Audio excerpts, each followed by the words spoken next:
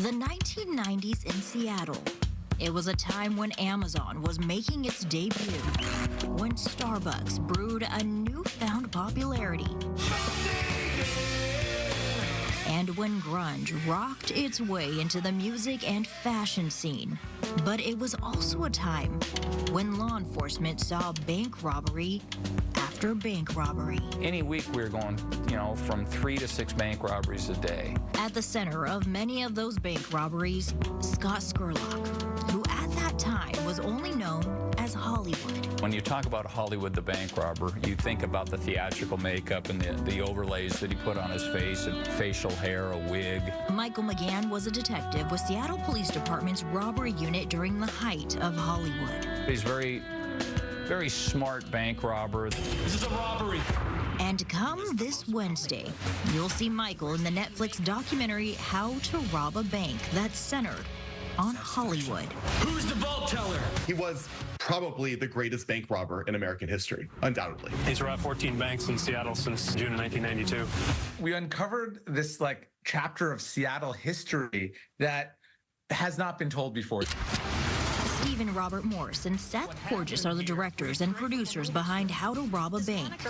They say they set out to find the truth about what happened 28 years ago. It's this Greek tragedy. It's this story of Seattle, the 90s. There's just so many themes here.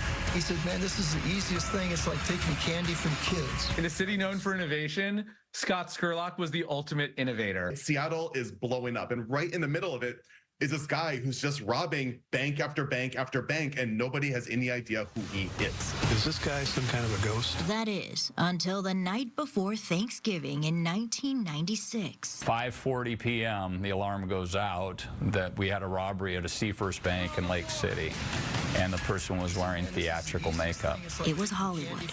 They grabbed their gear, drove to Lake City, and eventually spotted the van Hollywood and 2 of his accomplices were in. And he got out with an assault rifle. And so I was yelling at people, hey, assault rifle, get down, get back. We went to the back of the car and engaged in a firefight with the suspects. From there, both sides started shooting. You could hear the rounds buzzing by your head. At some point, Hollywood drove off, crashed into a house, and hid for 24 hours. Little did I know by that point that my rounds firing into the van, I'd struck 2 of the suspects. One of those suspects revealed Hollywood's name to law enforcement: Scott Skurlock. He was always in pursuit of something of his own world. The FBI then served a search warrant to his treehouse in Olympia. But as that was happening, investigators got a call from the owner of a camper where Skurlock was hiding. It was now Thanksgiving Day. Officers responded. Skurlock had taken his own life. Michael says the last bank Hollywood robbed, he and his 2 accomplices got away with just shy of $1.1 million. And at that time, we were told it was the largest bank robbery in U.S. history.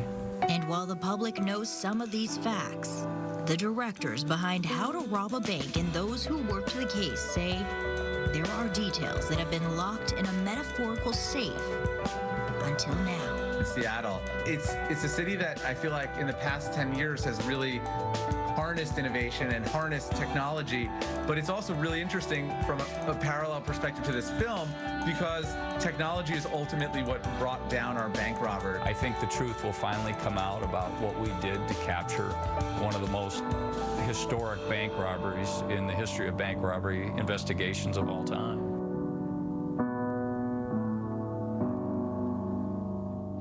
Skurlock's 2 accomplices were sentenced to 21 years in prison each. Both of them agreed to participate in this documentary. How to Rob a Bank premieres Wednesday on Netflix.